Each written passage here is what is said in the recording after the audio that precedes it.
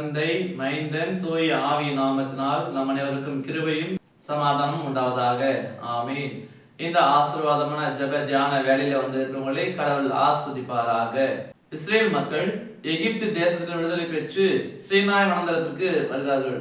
கடவுள் அந்த சீனாய் வனாந்தரத்திற்கு அருகான மலையிலே கடவுள் பிரசன்னமாகிறார். அந்த மலையில கடவுள் மோசேயை அழைக்கிறார் கற்பனைகளை கொடுப்பதற்காக. இஸ்ரேல் மக்கள் எப்படி வாழ வேண்டும், எப்படி இருக்க வேண்டும், என்ன செய்ய வேண்டும் என்பதையெல்லாம் கடவுள் அந்த சீனாய் மலையில கொடுக்கிறார். அப்போ அங்கே மிக முக்கியமாக கடவுள் ஒரு வார்த்தை சொல்கிறார், நான் உனக்கு முன்பாக தூதனை அனுப்ப போகிறேன், நீங்க போற தேசத்துக்கு அவன் வழியை ஆயத்தப்படுமா, நீங்க அந்த தூதனுக்கு செவி சாய்க்க வேண்டும், அதோடைய வார்த்தை நீங்க கேட்க வேண்டும், அந்த தூதன் சொல்ற பிரகாரமாக நீங்க வாழ வேண்டும். அப்படியா நீங்க வாழ்ந்தீங்கன்னாக்கா உங்களுக்கு யாரெல்லாம் எதிரியோ அவங்களுக்கு நானும் எதிரியா இருப்பேன், உங்களுக்கு யாரெல்லாம் பகையாளியோ அவங்களுக்கு நானும் பகையாளியா இருப்பேன், நான் உன்னோடு கூட இருப்பேன், அப்படி உன்னை வழிநடத்துவேன், நான் உன்னை பாதுகாப்பேன், உன் தேசத்துல கர்ப்பம் விடுவதும் இல்லை, மலட்டுத்தன்மை இருப்பதும் இல்லை, உன்னுடைய தேசத்தை நான் ஆஸ்வதிப்பேன், உன்னுடைய தண்ணீரையும் ஆகாரத்தை நான் ஆஸ்வதிப்பேன் என்று சொல்லி கடவுள் அந்த இடத்துல ஒரு ஆஸ்வாதத்தை தருகிறார். அப்போ அந்த ஆஸ்வாதத்தை பெற்றுக்கொள்ள வேண்டும் என்றால் நாம் என்ன செய்ய வேண்டும் என்றால் அவருடைய தூதனை அனுப்புகிற பொழுது அந்த தூதனுக்கு நாம் செவி சாய்க்க வேண்டும், அந்த தூதன் சொல்லிடுற நாம் வாழ வேண்டும், அந்த தூதனுடைய வார்த்தையை நாம் கீழ்ப்படிந்திருக்க வேண்டும். அது மாத்திரமல்ல, நம்முடைய கடவுளுக்கு நாம் பயந்திருக்க வேண்டும். அவர் சர்வ வல்லமையுள்ள தேவன், அவர் ராஜாதி ராஜா, அவருக்கு நாம் பயந்து அவருக்கு கீழ்ப்படிந்து அவருக்குள்ளாக நம்ம வாழும் போது கடவுள் நமக்கு துணைவராக இருக்கிறார். ஆனா இன்றைக்கு நாம கடவுளுக்கு பயப்படாம மனுஷர்களுக்கு அதிகமாக நாம் பயந்து கொண்டிருக்கிறோம், கடவுளுக்கு கீழ்ப்படியாம மனுஷருக்கு அதிகமாக நாம் கீழ்ப்படிந்து கொண்டிருக்கிறோம். நம்ம கடவுளுக்கு கீழ்ப்படுகிற பொழுது, நம் கடவுளுக்கு பயந்து அவர்களாக வாழும் பொழுது நம்ம வாழ்க்கை ஆசீர்வாதமா இருக்கும்.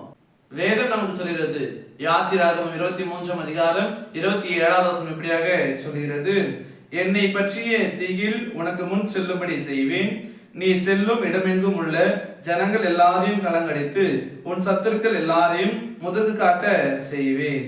ஆம் எனக்கு அன்பானே, இன்றைக்கு கடவுள் நம்ம சொல்கிற வார்த்தை, அவருக்கு பயப்படுகிற பயத்தை நமக்கு முன்பாக அனுப்புகிறாரு. அப்போ கடவுளுக்கு நம்ம பயந்து அவருக்குள்ளாக நம்ம வாழும் போது நமக்கு எதிராக இருக்கிற எல்லாவற்றையும் கடவுள் கலங்கடிக்க செய்கிறார், எல்லா சத்துருக்களை முதுகு காட்ட செய்ய வல்லவராக இருக்கிறார். நம்முடைய கடவுளுக்கு நாம கீழ்ப்படிவோம்.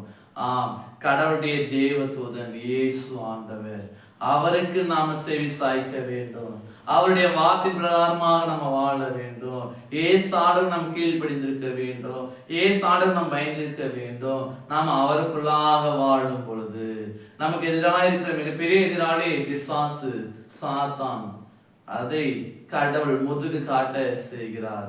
எப்படி என்றால் தமது குமாரனாகிய இயேசு ஆண்டவருடைய பாடு மரண உயிர்த்தின் வழியாக பிசாசையும் சாத்தானையும் கடவுள் முதுகு காட்ட செய்ய வல்லவராய் இருக்கிறாரு.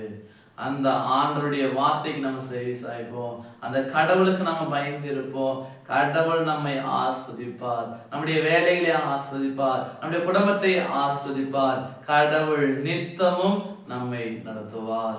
இந்த வார்த்தை பிரகாரமாக நாம் தொடர்ந்து வாழ தூய ஆவியான தாமே நம் அனைவரையும் பலப்படுத்தி வளர்த்தி காப்பாராக. ஆமீன். எல்லாவற்றுக்கும் மேலான தெய்வீக சமாதானம் உங்கள் இருதயங்களையும் சிந்தனைகளையும் கிறிஸ்து இயேசுவுக்குள் காத்துக் கொள்வாராக. ஆமீன். யாவரும் கண்களை மூடி நாம் ஜெபிப்போம். எங்களை நேசிக்கிற அன்புலம் கொண்ட பிதாவே, இந்த சந்தோஷமான நாளுக்காக, இந்த வேலைக்காக நாங்கள் நன்றியோடு துதிக்கிறோம், போற்றுகிறோம். இந்த இணையதள வழியாக நாங்களுடைய வார்த்தையை தியானிப்பதற்கு கேட்பதற்கு நீர் உதவி செய்து அதற்காக நாங்கள் நன்றி விடுகிறோம். நாங்கள் உமக்கு பயந்து உமக்கு கீழ்ப்படிந்து உமக்குள்ளாக வாழுகிற பொழுது நீர் எங்களுக்கு துணைவராய் இருக்கிறீர், எங்களுடைய சத்துருக்களுக்கு நீர் சத்துராக இருக்கிறீர், எங்களுடைய எதிராளிகளுக்கு நீர் எதிராளியாக இருக்கிறீர், நீர் என்றென்றும் எங்களை எல்லா இடத்திலும் எல்லா நேரத்திலும் எங்களை பாதுகாக்கிறீர் என்ற சத்தியத்தை நாங்கள் கேட்கிற பொழுது நாங்கள் இனி வரக்கூடிய காலங்களில் நாங்கள் உமக்கு பயந்து உமக்கு கீழ்ப்படிந்து உமக்குள்ளாக வாழவும் உங்களுடைய ஒத்தாசையினாலே ஆசோகமா இருக்கவும் இறைவன் தாமே அருள்பாவிக்க வேண்டும் என்று நாங்கள் ஜெபிக்கிறோம். எங்களை நாங்கள் தாழ்ந்து அர்ப்பணிக்கிறோம், எங்களை பாதுகாத்துக்கொள்ளும். நாங்கள் எப்போதும் உமது தூய ஆவியுடைய ஒத்தாசையினால உமக்குள்ளாக வாழ்வதற்கு நீர் எங்கள் உதவி செய்ய வேண்டுமாய் கூட நாங்கள் ஜெபிக்கிறோம். எங்களுக்குள்ளாக எல்லா குறைகளையும் நிறைவாக்குவீராக.